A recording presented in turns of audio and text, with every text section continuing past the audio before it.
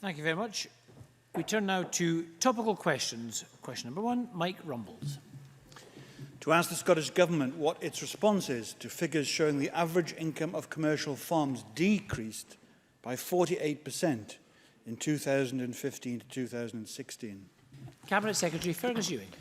Presiding Officer, I agree with Mr Rumbles that whilst these reductions were not unexpected, they were still disappointing. And as a fundamental part of the rural economy, it's important that agriculture performs well. There are a range of complex reasons behind the decline in farming incomes, primarily the lower revenues received for crops and livestock. Finding solutions to all of this is key, which is why we've appointed 4 industry champions to explore all the issues and take forward our vision for agriculture.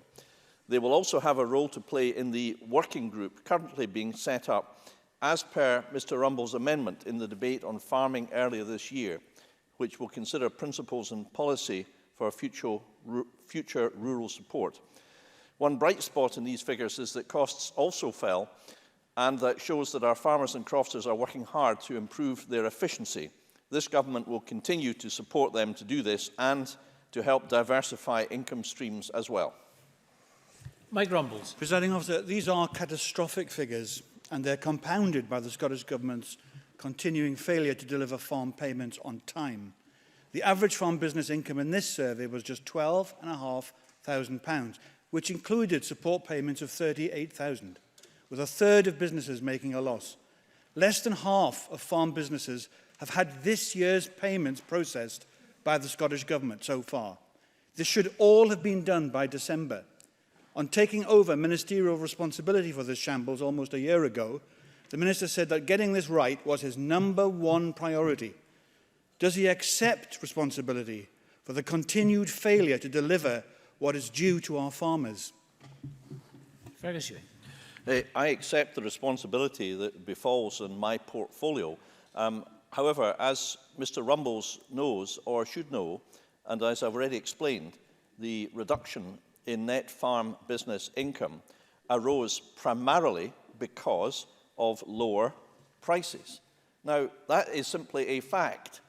But what is also a fact and should be made clear is that the CAP payments, the timing thereof, does not impact on these net farm business income figures. If Mr Rumbles was seeking to imply that it did, then I'm afraid that is incorrect. The payment window for this year's Pillar 1 payments, of course, takes us to June, to next month, and I can assure Mr Rumbles and all members that terrific efforts are being made in order to achieve these targets this year, and indeed a deal of progress is being made. And of course, I regularly report, Presiding Officer, to the Rural Committee of this Parliament to answer questions on these matters. But I do share the headline concern of all members about the reduction in these incomes. And what they show above else, in conclusion, Presiding Officer, is the absolute essential nature of the EU financial support payments to farmers and crofters. And I hope that that is a point around which we can all agree. Mike Rumbles. Presiding Officer, we can't have sloping shoulders here. The NFU said on Thursday that the viability, let alone profitability, of every Scottish farming business relies on 3 cogs working together: costs, markets and government support. It concluded that these are conspiring to threaten the very existence of many farms. And I would have thought the Cabinet Secretary would agree with me that this is a crisis. And I could just say that to date, less than half our farm businesses have had their payments processed. How confident is he? He mentioned the June figure, the June date. How confident is he, with only half done, that they'll reach the 95% of payments before the end of June, before the European Union takes out infraction proceedings against the government? Our farmers need this support money, and it is not forthcoming. Cabinet Secretary. Well, of course, Mr Rumbles is well aware that these are extremely serious matters, and one which I take absolutely thus.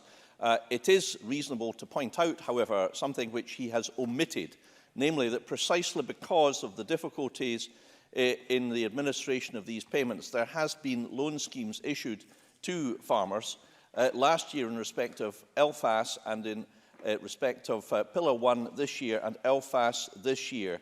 And these loan payments have been substantially appreciated by a great many farmers that I speak to.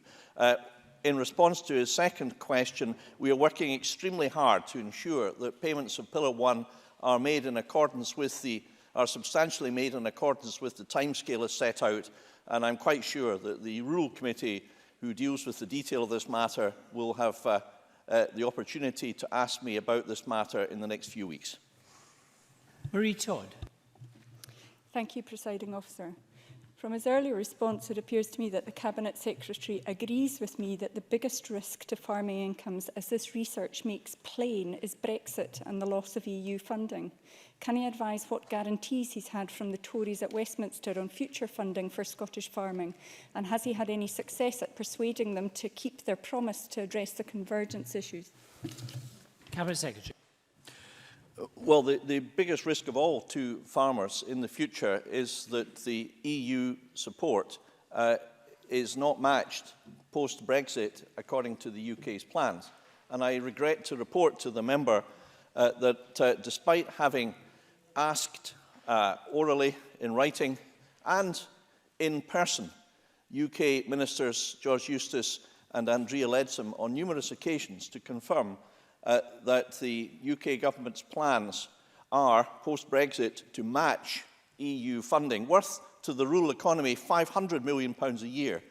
I've had no answer whatsoever on that matter, despite the fact, Presiding Officer, that there are, by my calculations, less than 24 months to go before the onset of the post-Brexit responsibilities.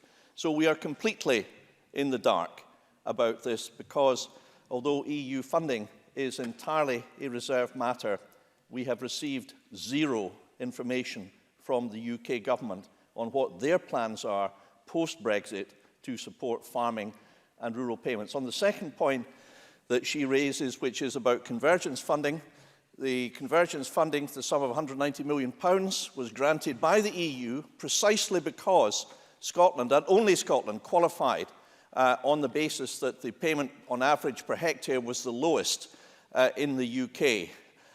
Despite that fact, that funding has not been passed on to Scotland, and therefore we have repeatedly asked the UK to pass that money to Scotland because it was intended for Scotland's farmers who receive far, far less per hectare than farmers in England and Wales. And I do hope that that's a policy that the Conservatives will support when we continue to demand that this money is repaid to Scotland where it rightly belongs. John Scott. Thank you, Presiding Officer. And can I begin by declaring an interest as a farmer and a food producer? Presiding Officer, the First Minister and the Cabinet Secretary have both already apologised to Scottish farmers and crofters for the delay in the 2015 CAP payments, and these apologies are, of course, welcome. Notwithstanding the Cabinet Secretary's response to Mr Rumbles, can he tell Parliament how many farmers' incomes in the financial year 2015-16 were affected by the later than expected payments and what impact this had on the dramatically reduced income figures under discussion today across Scotland, but particularly in our less favoured areas and crofting communities? Cabinet Secretary. Well, as I have made clear already, Presiding Officer, CAP payments, the timing of CAP payments to farmers does not impact on farm business income. I do accept that if payment is later than expected, later than was delivered in previous years, obviously there is a delay in receipt of payment to farmers. That's a matter of fact. Mr Scott fairly points it out. That is precisely why, as Cabinet Secretary, I have instructed, and we are in the course of arranging, the latest loan scheme on LFAS payments, and why I arranged the loan scheme last year. And incidentally, Presiding Officer, that's why the loan scheme last year issued, in most cases, the majority of payment due, a substantial majority of payment due earlier than had been received before, precisely so that farmers and crofters were able to manage their financial affairs as they received the funds, by and large, in the first fortnight of November. It's precisely because of that aspect, Presiding Officer, that this government decided to issue a loan scheme so that that money would be in the hands of our farmers and crofters and thereby in the rural economy of Scotland. But I take all these matters extremely seriously, as I think Mr Scott realises, and will continue to work day and daily, as I have today, I have yesterday, I had on Sunday, on Saturday, and every day. And I do personally reply to farmers who email me about their complaints to say that they will be dealt with. I hope that that doesn't trigger another several hundred of emails, but I do take I do take these matters very seriously, Presiding Officer, and we are working around the clock to sort out these matters. Thank you, and that concludes topical questions.